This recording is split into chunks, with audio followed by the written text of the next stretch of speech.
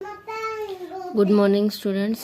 As you know, after discussing that spontaneous and non-spontaneous process, next is Gibbs-Helmholtz equation. Gibbs-Helmholtz equation के लिए आपको क्या करना है, कुछ नहीं, ये वाली इक्वेशन आपने डिराइव की हुई है, dg is equals to vdp minus S D T. या तो थर्मोडाइनमिक स्क्वायर से रिलेशन निकाल लो या फिर इस इक्वेशन को यूज करके फिर ds इज इक्वल्स टू ये, और फिर इस वैल्यू को इसमें पुट करोगे तो ये दो चीजें आपस में कैंसिल हो जाएंगी।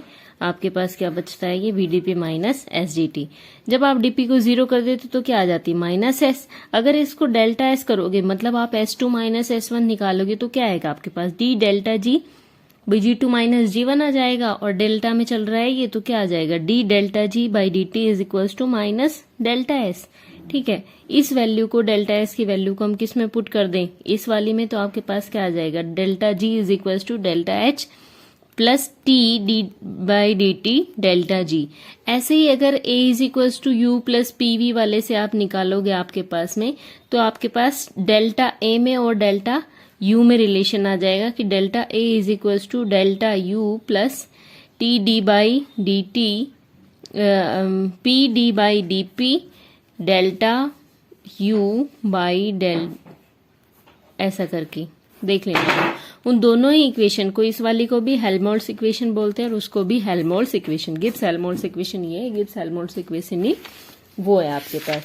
ठीक है, ये सेम ही वैल्यू है, इसमें कोई खास फर्क नहीं आएगा। देखो उसी से आप लेके चलोगे तो आपके पास ये आएगा, delta A is equals to delta U plus T D delta A by delta T at constant volume. ठीक है, वो आप कैलकुलेट करके देख सकते हो, डायरेक्ट भी देख सकते हो। ये गिब्स हेल्महोल्ट्ज इक्वेशन निकालने का ये फॉर्मूला है कि ये चीज आपको पता है।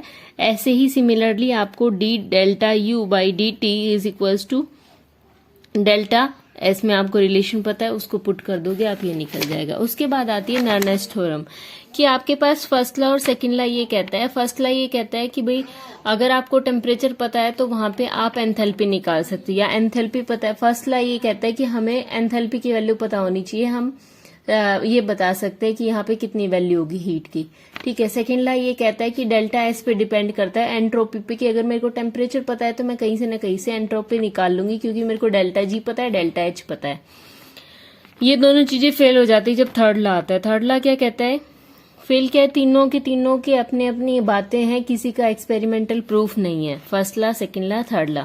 ठीक है, तो थर्ड लॉ बेस्ड है नर्नेस हीट थ्योरम पे। वो ये कहता है कि delta G is equals to delta H minus T delta S लगभग हर जगह पे वैलिड है।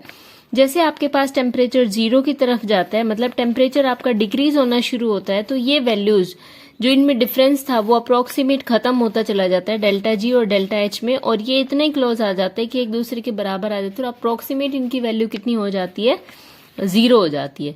इसको कैलकुलेट करने के लिए डेल्टा, ये गिब्स हेल्महोल्ट्ज इक्वेशन यूज करोगे, टेम्परेचर जीरो कर दोगे तो इसके बराबर। अगर ये पूरा कंप्लीटली बराबर नहीं होता, थोड़ी सी वैल्यू भी देखोगे, टेम्परेचर की टेंड्स टू जीरो करोगे, डेल्टा टी के रिस्पेक्ट में जीरो करोगे, तो ये वाली चीज जो होती है माइनस डेल्टा एस के बराबर होती है, ये वाली चीज D delta H by delta T CP के बराबर होती है। टेंड्स टू जीरो करोगे तो ये वैल्यूज भी जीरो ही होती है। तो ये कहता है कि सॉलिड के केस में सिर्फ मैं ये कह सकती हूँ कि ये वैल्यू जीरो हो जाती है। ठीक है, तो यही आपके पास नस डिस्ट्रीब्यूशन थ्योरम है कि सॉलिड के केस में जो ये डेल्टा जी और डेल्टा एच है, दोनों की value approximate tends to zero हो जाती है एट एब्सोल्यूट जीरो, मतलब टेम्परेचर अगर 0 केल्विन है तो। ठीक है, तो थर्ड लॉ ऑफ थर्मोडायनेमिक्स क्या कहता है कि इस लॉ के according entropy of all perfectly crystalline solids have zero value at absolute zero temperature. All perfectly crystalline होने चाहिए, क्रिस्टलाइन के साथ साथ वो क्या होने चाहिए, परफेक्टली क्रिस्टलाइन होने चाहिए, और टेम्परेचर केल्विन में जीरो होना चाहिए, तभी आपके पास उन सबकी एंट्रोपी की वैल्यू क्या होती है, जीरो होती है। ठीक है, इसकी एप्लीकेशन में अगर आप देखोगे तो इसलिए एप्लीकेशन जब आप निकालते हो तो मेरे पास ये रिलेशन आता है d q by t is equals to delta S. ठीक है, या d q is equals to t d s होता है, और CP is equals to d q by D t होती है। इन दोनों में वैल्यू पुट करोगे तो क्या आएगा, d s is equals to CP by t d t. Integrate कर दो इसको, इस वाली चीज की वैल्यूज, इस वाले की वैल्यूज को अगर आप पुट करते हो और पुट करके आप डिफरेंट ग्राफ प्लॉट करते हो, तो आपके पास सॉलिड के लिए इस तरीके का ग्राफ आता है। ठीक है, ये ग्राफ इतनी आसानी से सोल्व नहीं होता, क्योंकि 0 से 15 केल्विन के बीच में ही आप इन वैल्यूज को, सीपी के वैल्यूज को देख सकते हो, क्योंकि सीपी जो है वो टेम्परेचर डिपेंडेंट है यहाँ पे, ठीक है। तो यहाँ जैसे जैसे आप वैल्यूज पुट करते हो इस तरीके का ग्राफ बनेगा, पर आप उसको 0 से 15 केल्विन तक ही आप मेजर कर सकते हो। फिर इस कर्व को, हीट कैपेसिटी को सोल्व करने के लिए आपको जो इक्वेशन यूज करनी पड़ती है d/t क्यूब्ड लॉ, इसको यूज करके AT की क्यूब से, और आप कंप्लीटली जब आप निकालते हो तो फाइनल आपके पास इस तरीके का इंटीग्रेशन होता चला जाता है। इतनी डिटेल में जाने की जरूरत नहीं है, ये तो सिंपल है कि भाई एक का कंप्लीट का नहीं हो सकता, तो जैसे 0 से 10 का निकाले, 0 से T1 और T1 से T का 2 में ब्रेक करके आप निकाल सकते हो, ठीक है। तो इस तरीके से जब सॉल्व करोगे तो सेकंड इंटीग्रेशन ये आएगा। मतलब आप सीधा ये वाली चीज याद रखो कि जैसे उस इंटीग्रेशन को सॉल्व करोगे तो मेरे पास एंट्रोपी जो आएगी सॉलिड की वो इस फॉर्मूले से आएगी, 1/3 Cp एट टेम्परेचर T1 और Cp DlN T, ठीक है।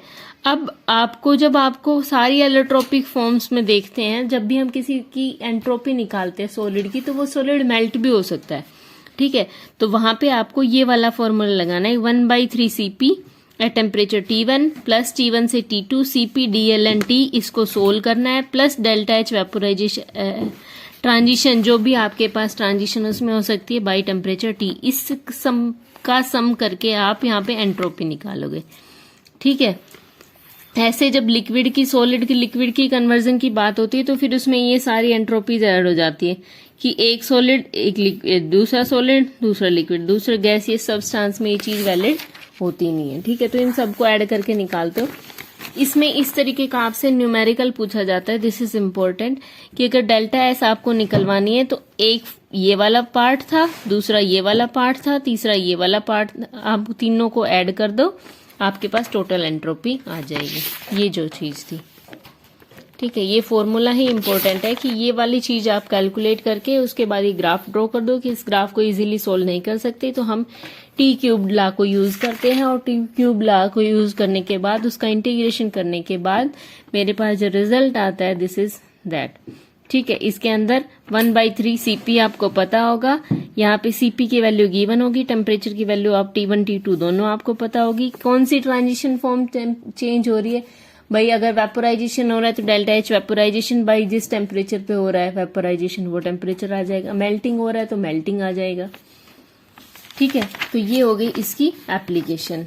इसके बाद आता है टेस्ट ऑफ थर्मोडायनेमिक लॉ।